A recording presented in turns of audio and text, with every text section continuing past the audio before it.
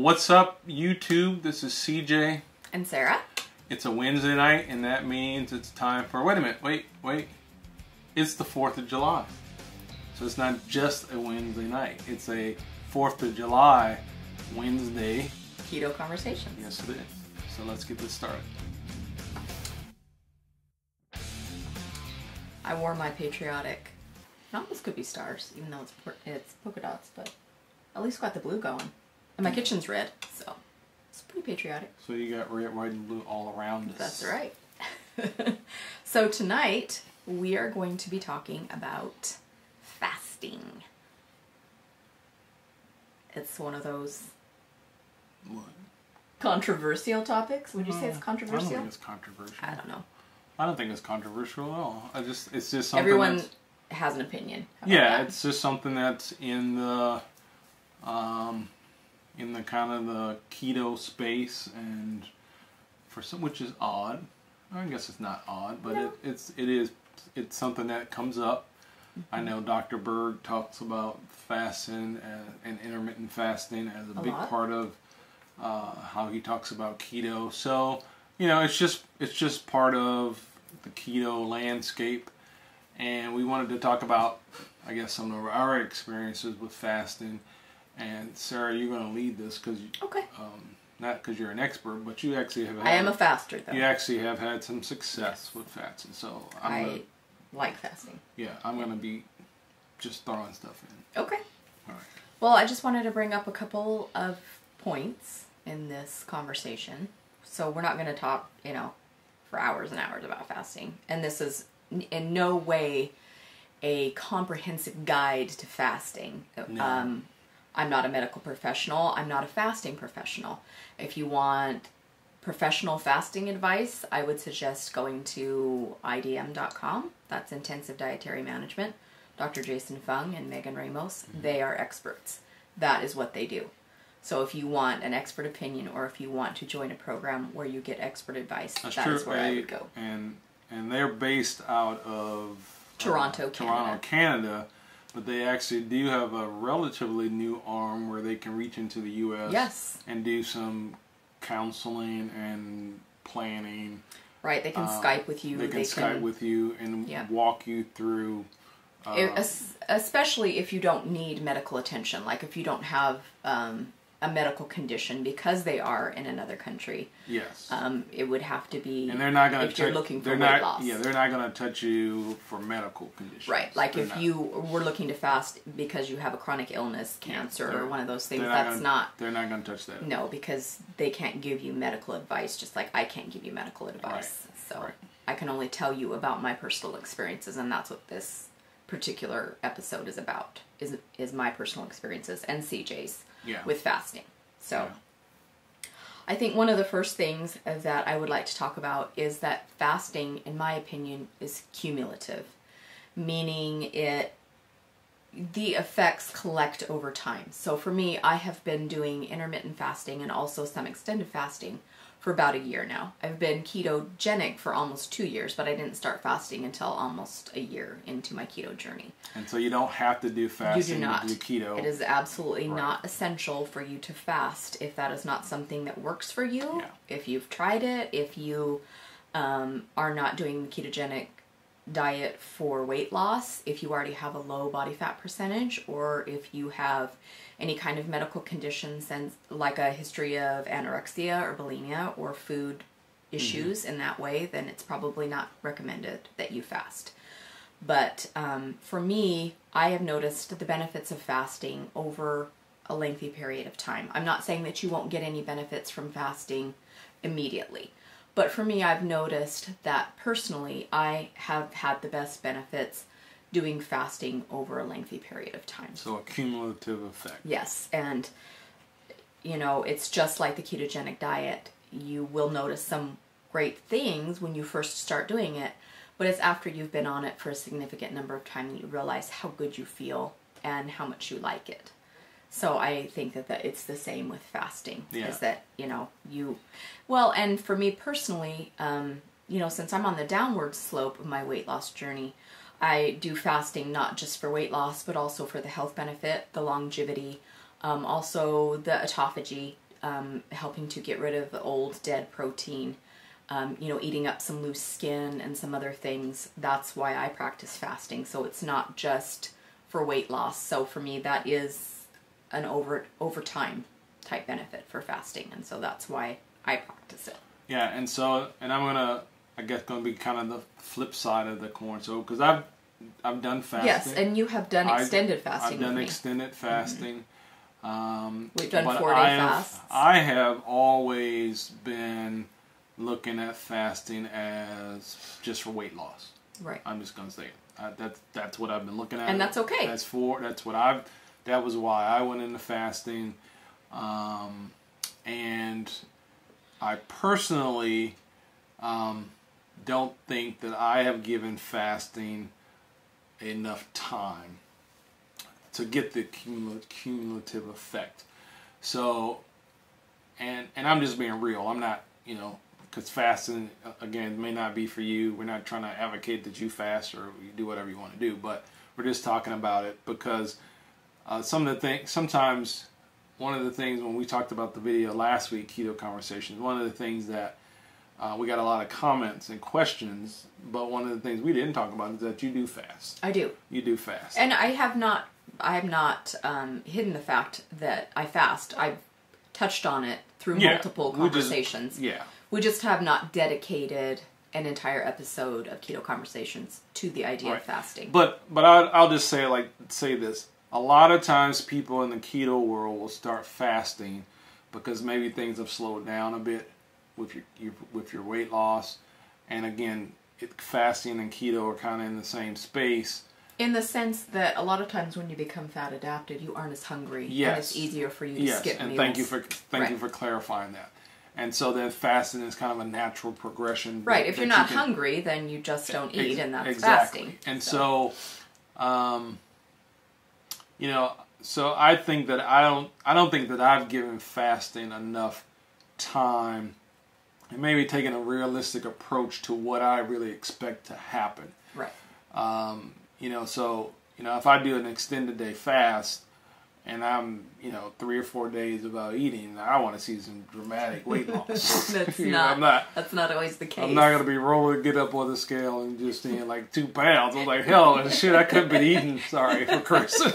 But, hey, I missed out on some meals. That's right. Here. I missed out on eating. All I got was 2 freaking pounds. So anyway, I'm just being real. So, but I still do intermittent fasting. Yes.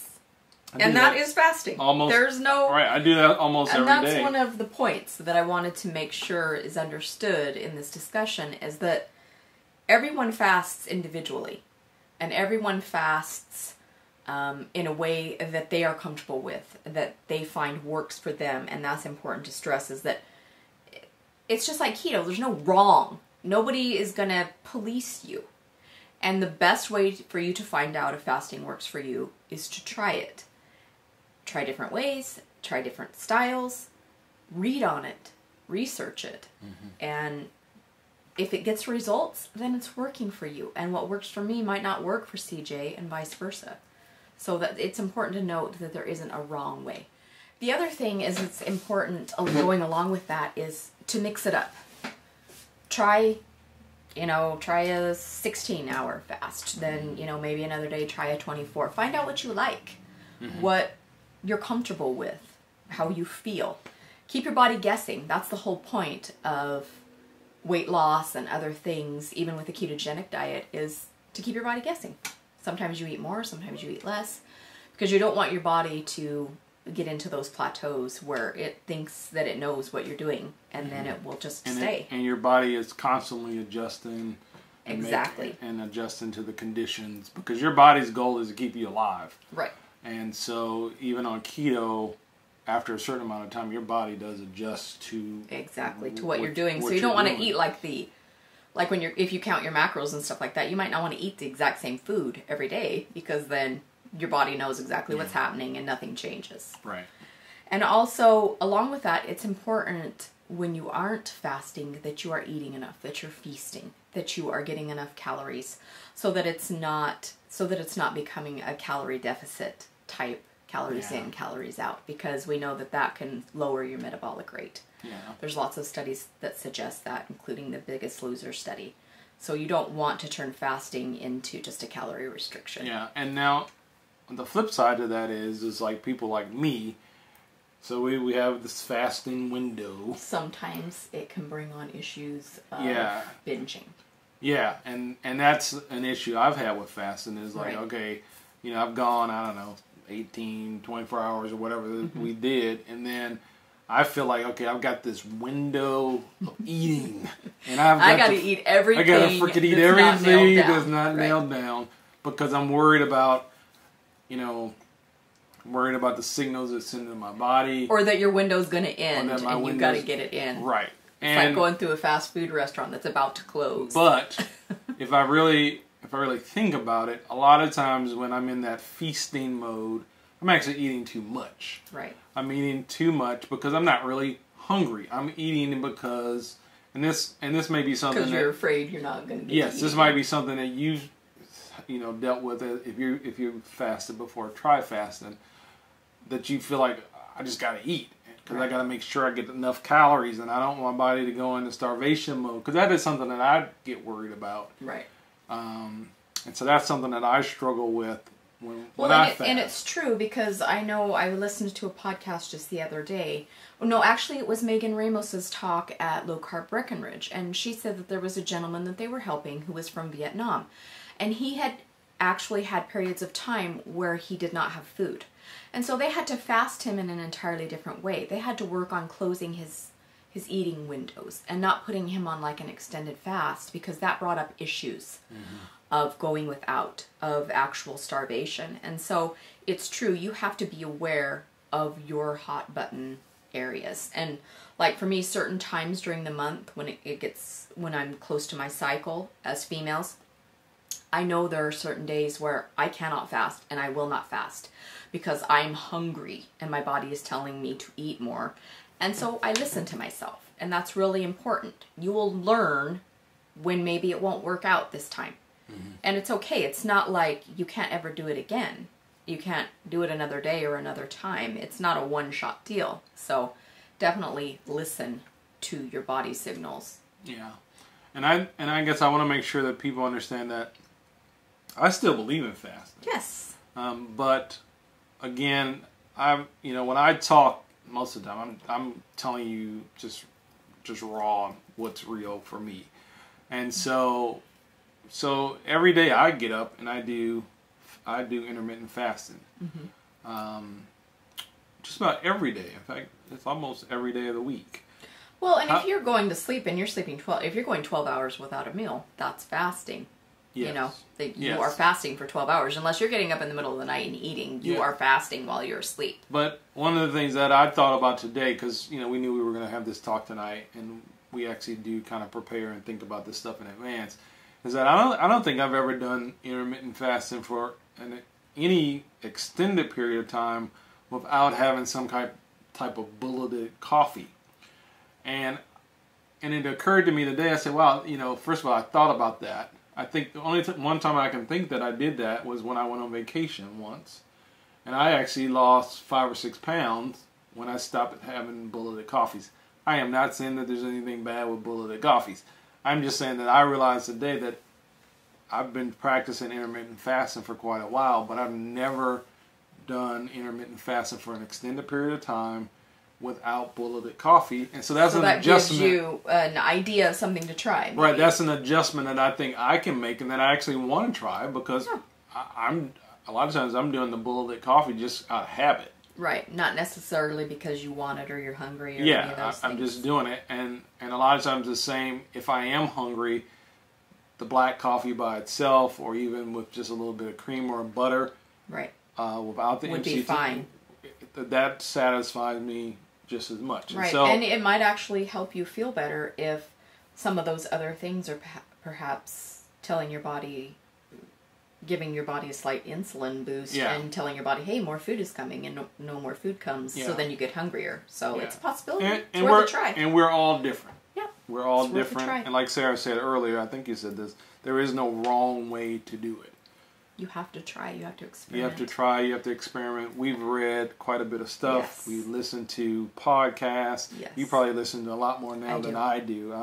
I do. I've kind of moved off into some of the other things that we're trying to do, but we didn't just start fasting just willy nilly. I mean, we read what's the book that the Jason Fung, Complete Guide to the Fasting. Complete Guide to Fasting. Yeah, with Jason Fung and Jimmy Moore. Yeah. Excellent book. We'll put a link to it. It's very good. It's a good book to read, and I very think easy to understand. One of the most important things, and we can, close with this if you want to, is the correct use of electrolytes. I can't stress that enough. I know whenever I've had difficulties with fasting or hunger during fasting or just feeling off during fasting, pinch of salt under your tongue is just does amazing things, and you really have to make sure that you are in charge of your electrolyte balance, especially while fasting. I mean, obviously during keto it's important too, but definitely the use of electrolytes and making sure that you stay hydrated and keep your electrolytes in balance really will help you be successful. Yeah. And we just started taking some electrolyte. Actually, I've been taking some Himalayan salt pills because they make pills that you can take, and it's not just salt. It's got potassium. It's got all the other things. It's a balance. Yeah. And I noticed that has really helped me a lot. And I'll just take those, every couple of hours, or maybe if I feel hungry or if I feel a little tired. And it's amazing. They really, really work well, and we can link those below too. My sister was actually the one who showed them to me, and then I turned CJ onto them too. Yeah, so. And I take them actually pretty much every day. Yeah. It's just part of my They're really, vitamin routine. It's good to make sure that you're keeping your electrolytes level, just even when you're on keto.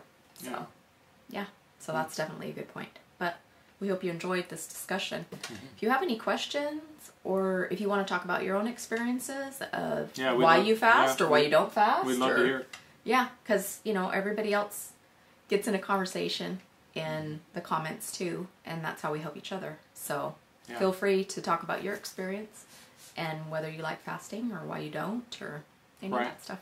Right, and again, we're not advocating that everybody needs to fast. It's just something that we incorporated into our keto lifestyle, and again, this is a lifestyle for us. And like Life Cereal, Mikey, try it. You might like it. You never know. Well, fasting might be like that. That's way back. I know. It's because I'm old. No, you probably saw that. You probably saw that on the History Channel. Oh, that has to be it. And I saw it when it was real, when it was live. So I remember Mikey. So, anyway, thanks for watching. And did you do the whole if you're new here? No, but let's do that. If you're new here, please consider subscribing and hitting the notification bell so that you can join us for more conversations like this and for new recipes that we put up on Sundays. And we just ate one of the new recipes tonight. It's scrumptious. Yep. So stick around. And sometimes we put those new recipes on Instagram. We tease you. We do a teaser on Instagram. Preview. And so we just had to eat. We had to eat some other. These sacrifices we make for you guys. All right, I think we've talked enough. Okay. Thanks for watching. CJ's Keto Kitchen. Bye-bye. Bye.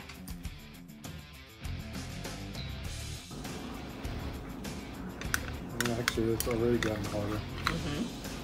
Yeah, see, this piece came out pretty good. Wait.